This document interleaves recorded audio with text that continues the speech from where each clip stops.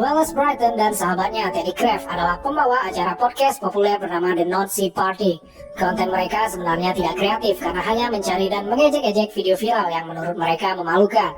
Pada suatu hari mereka mengomentari video milik seorang remaja laki-laki bernama Kill Bill Kid. Ia terkenal karena membagikan kontennya yang sedang mempraktekkan ilmu bela diri dengan menggunakan pedang samurai. Dalam video terbarunya, Kill Bill Kid tanpa sengaja memotong kakinya sendiri. Bukannya prihatin, Wallace dan Teddy malah menertawakannya, yang dianggapnya melakukan tindakan bodoh. Teddy bahkan berkata jika sudah seharusnya remaja itu bergembira atas videonya yang kian populer akibat kecelakaan tersebut. Wallace sontak memiliki ide untuk menemui dan mewawancarai Kill Bill Kid. 2 hari kemudian Wallace terbang ke Kanada seorang diri. Teddy tidak ikut pergi dengannya karena memiliki trauma berpergian jauh dengan menggunakan pesawat. Sesampainya di rumah Kill Bill Kid di Kanada, Wallace terkejut mendapati remaja itu telah tewas bunuh diri. Kecewa karena kepergiannya tidak menghasilkan apa-apa, Wallace pun pergi ke sebuah bar. Di sana ia menelpon Teddy untuk membagikan kabar tersebut. Kill Bill Kid memutuskan untuk mengakhiri hidupnya dengan menggunakan samurai yang sama.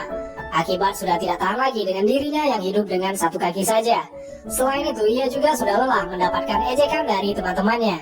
Herannya, Wallace masih saja berkata pada Teddy, seandainya saja remaja itu mau menunggunya 2 hari untuk diwawancarai, baru setelahnya melakukan bunuh diri. Sakit nih orangnya. Pada saat ke toilet bar, Wallace menemukan sebuah surat bercampur dengan brosur lainnya di papan pesan yang menempel di dinding. Dari tulisan tangan itu dikatakan jika ia seorang pria tua yang memiliki kisah bagus dan bersedia untuk membagikan ceritanya ke halayak umum. Wallace yang sebelumnya kesal karena sudah menghabiskan uang untuk sesuatu yang sia-sia, mulai melihat hal tersebut sebagai sebuah kesempatan emas baginya. Ia lalu memutuskan untuk pergi ke halaman rumah yang tertera pada surat itu. Dalam perjalanan menuju penginapan, Wallace mampir ke sebuah minimarket untuk membeli minuman. Ia lalu bertanya pada petugas kasir lokasi tepat dari alamat yang ia akan tuju tersebut. Begitu mendapatkan jawaban hanya berjarak 2 jam perjalanan saja, Wallace pun menyewa sebuah mobil. Malam itu juga Wallace pergi hanya dengan bermodalkan Google Maps. Larut malam akhirnya ia sampai di rumah seorang pria tua yang bernama Howard Howe. Ia pun disambut dengan baik dan ramah oleh pria yang duduk di kursi roda itu. Howard menunjukkan rumah megahnya pada Wallace. Ia juga bercerita jika telah lama lumpuh dan harus menjalani hidup selamanya di kursi roda. Ia juga membagi kisahnya yang pernah menjadi seorang koki kapal. Kapal laut itu adalah kapal pemburu ikan hiu legendaris bernama Great White. Melanjutkan ceritanya, Howard mengatakan jika kapal yang ditumpanginya menabrak sebuah es yang mengakibatkan kapalnya tenggelam. Berusaha menyelamatkan diri, Howard lalu berpegangan pada pecahan kapal yang membuatnya terombang-ambing di perairan gelap Rusia. Howard yang berusaha terus mempertahankan hidupnya terus berenang hingga akhirnya menemukan sebuah daratan. Seekor anjing laut telah menyelamatkan hidupnya. Wallace yang mulai larut dalam kisah hidup Howard mulai merasa aneh dan tidak percaya dengan ceritanya. Namun mendadak kepalanya pusing dan berputar mengakibatkannya jatuh pingsan. Rupanya pada teh yang diminumnya telah dimasukkan obat bius yang berfungsi untuk membuat Wallace tidak sadarkan diri. Pada saat pingsan, Wallace bermimpi tentang dirinya yang sedang bersama Ellie, pacarnya. Sebelum keberangkatannya, Ellie sudah memberikan peringatan agar ia tidak pergi ke Kanada. Pacarnya itu bahkan mengancam akan memutuskan hubungan mereka jika ia masih tetap pergi ke sana. Terbangun dari tidurnya, Wallace mendapati dirinya sedang duduk di kursi roda. Di seberang ruangan, ia melihat Howard sedang memegang sebuah benda panjang yang tampak seperti taring. Howard pun menyapa dan menghampirinya. Howard lalu menjelaskan jika Wallace baru saja sadarkan diri setelah tergigit seekor laba-laba beracun yang membuatnya mendadak jatuh pingsan. Pria tua itu juga bercerita mengenai kondisi kaki Wallace yang bengkak seperti kaki gajah, yang membuatnya memutuskan untuk segera memanggil dokter dan mengobatinya. Wallace yang mendengarkan Howard tersentak karena tidak merasakan kakinya. Pada saat menatap ke bawah, barulah ia menyadari jika kakinya sebelah tidak ada. Dalam benaknya, ia telah mengetahui bahwa Howard sedang membohongi dirinya dengan bualan-bualan yang tidak masuk akal.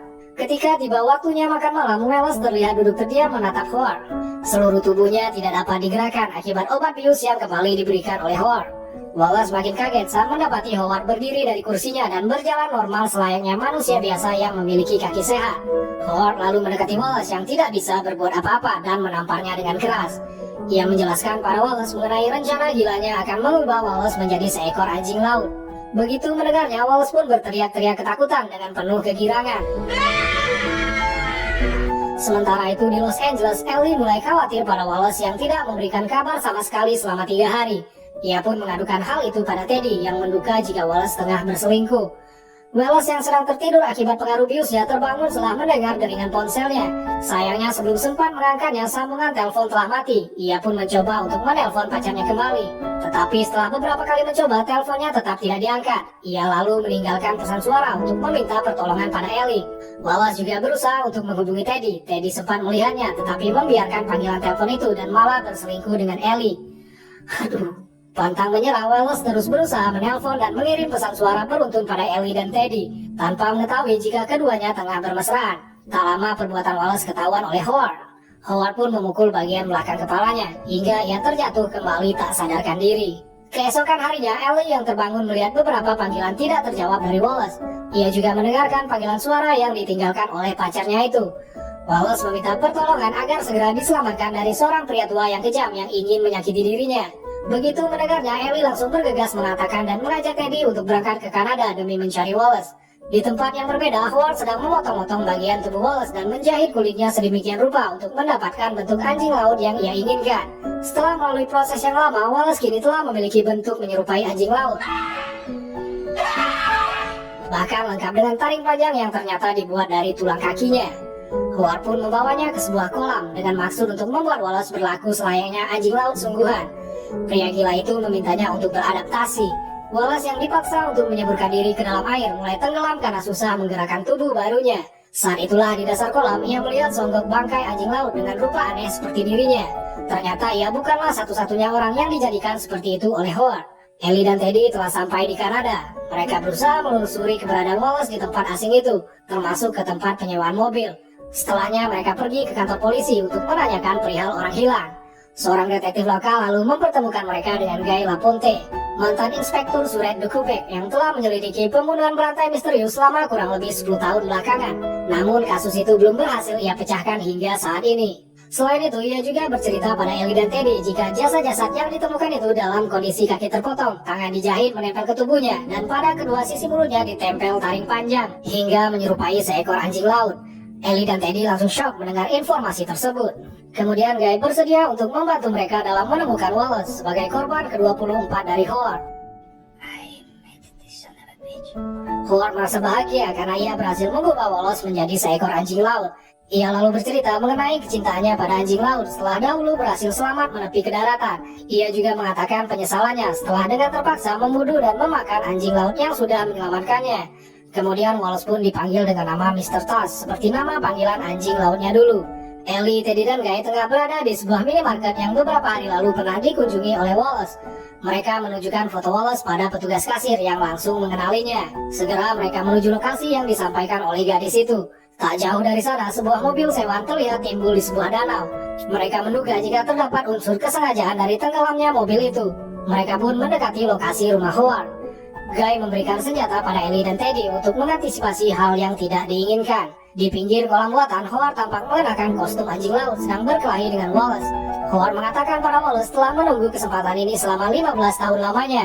Ia selalu berandai-andai dapat bertarung selayaknya anjing laut. Berada di halaman luas rumah tersebut, tiba-tiba terdengar suara orang yang sedang kesakitan. Ellie dan Teddy pun berlari menuju sumber suara itu, disusul dengan Guy yang berada persis di belakang mereka. Mereka dengan segera memasuki bangunan besar dengan harapan dapat menyelamatkan Wallace.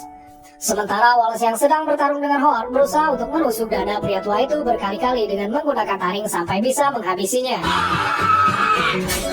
Usaha Wallace pun berhasil meski tahu jika tubuhnya tidak bisa kembali seperti semula. Sedangkan Howard tanpa merasa bersalah justru merasa senang karena berhasil dikalahkan oleh Mr. Tusk. Menurutnya kekalahannya itu sebagai caranya membayar atas apa yang telah ia lakukan dulu pada Mr. Tusk yang sesungguhnya. Ellie dan Teddy akhirnya sampai di ruang rahasia milik Howard tersebut. Di sana mereka mengenali Wallace yang telah berubah menyerupai anjing laut. Ellie shock dan menangis melihat kondisi Wallace yang sudah tidak bisa berubah menjadi manusia kembali. Kemudian Guy datang dengan mengarahkan senapannya pada Wallace. Ia hendak menembaki Wallace hingga tewas untuk mengakhiri keterpurukannya sebagai makhluk buatan dari seorang psikopat gila. Akan tetapi Ellie menghentikan usaha Guy untuk tidak menghabisinya. Setahun kemudian, Ellie dan Teddy tampak turun dari mobil dan berjalan masuk ke dalam sebuah suaka marga satwa. Mereka mengunjungi Wallace yang masih berupa anjing laut.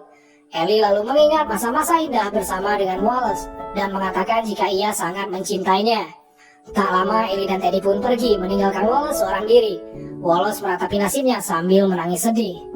Kebayang nggak tuh? Dan film pun berakhir.